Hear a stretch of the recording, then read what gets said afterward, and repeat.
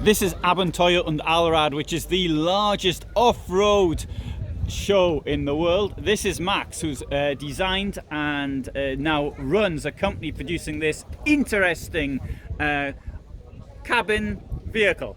What would you call it, Max? We call it a cabin camper.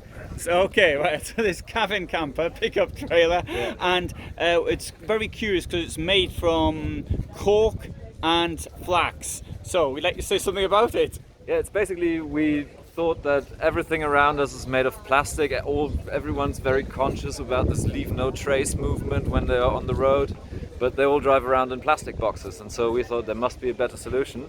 So basically this whole thing is made from renewable materials.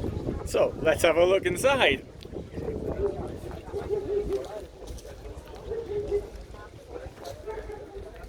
So this is basically what the whole hull looks like on the inside.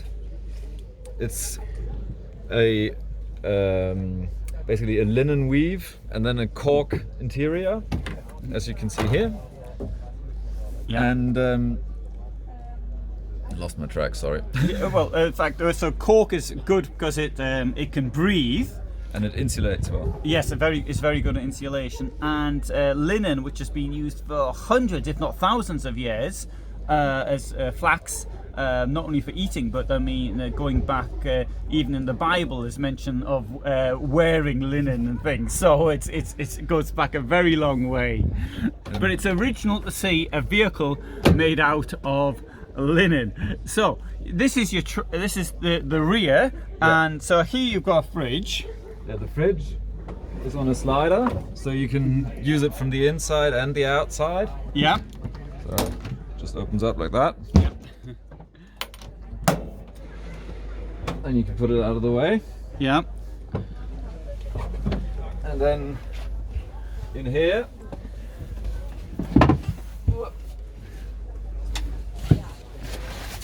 we have a queen size bed that just folds away during the day. Yeah. And as you can see, it's very airy, very light. Yeah, absolutely. And you've got storage under the bed down there. Storage under the bed and storage of these things. Yeah. There's a 100-litre water tank.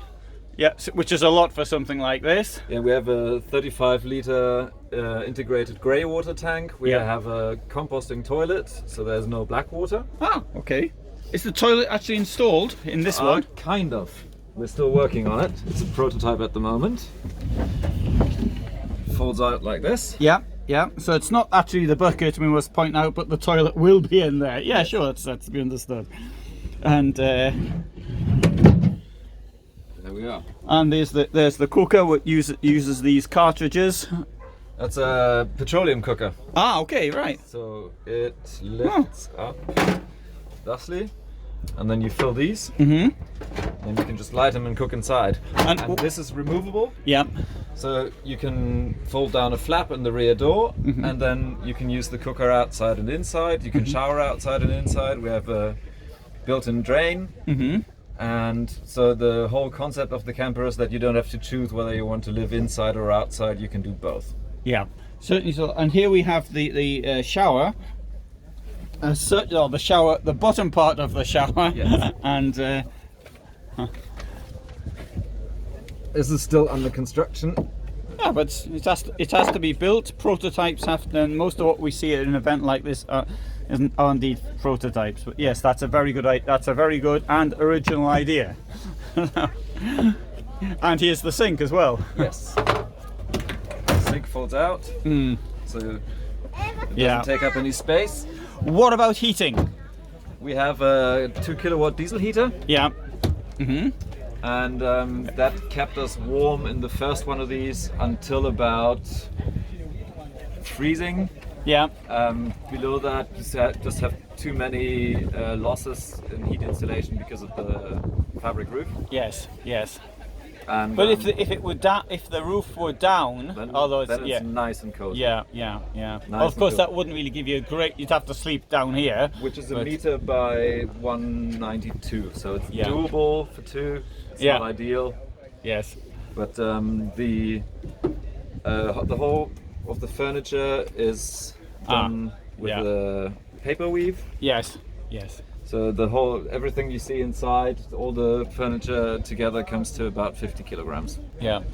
And the question everybody will ask is, what about the cost?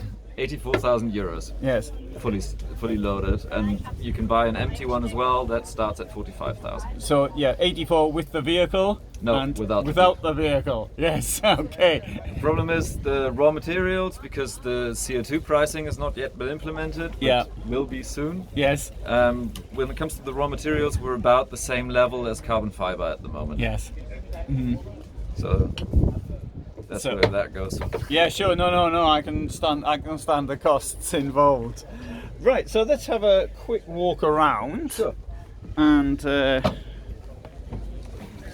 but you travelled across America from the north to the south. Yes, for 2 years, me and my wife and our Land Rover Emma. We started in Canada in March of 2017, and in 2019 we came back.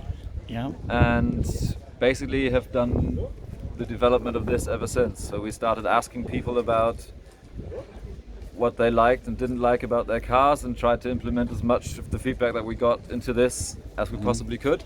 Yeah. And we had some criteria of our own which we didn't want to waver from, which were it had to fit into a container, it had to be below 3.5 tons, and you wouldn't have to modify any of the suspension of the car. So the whole cabin, fully loaded, weighs 500 kilograms.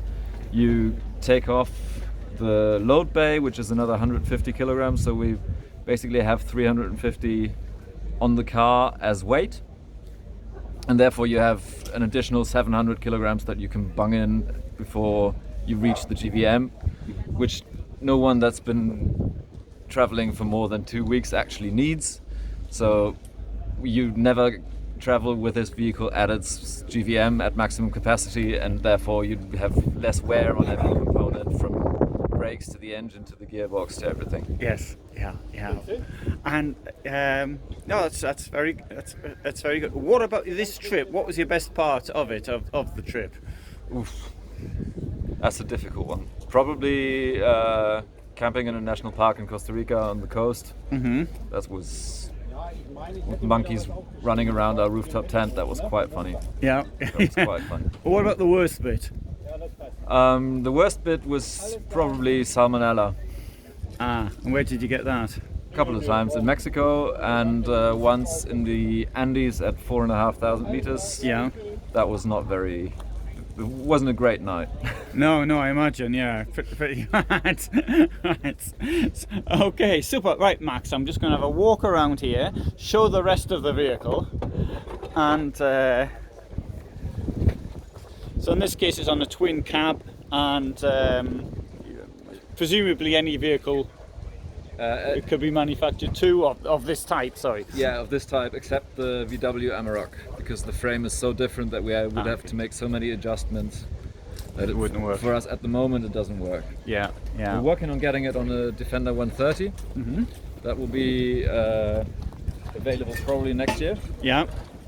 But we chose the double cab because it's the most popular cab that's on the market, and because for weight distribution purposes, you can put bicycles or people or anything that's heavy right in the cab, and then you don't have all that weight behind the axle. Yes. Yeah.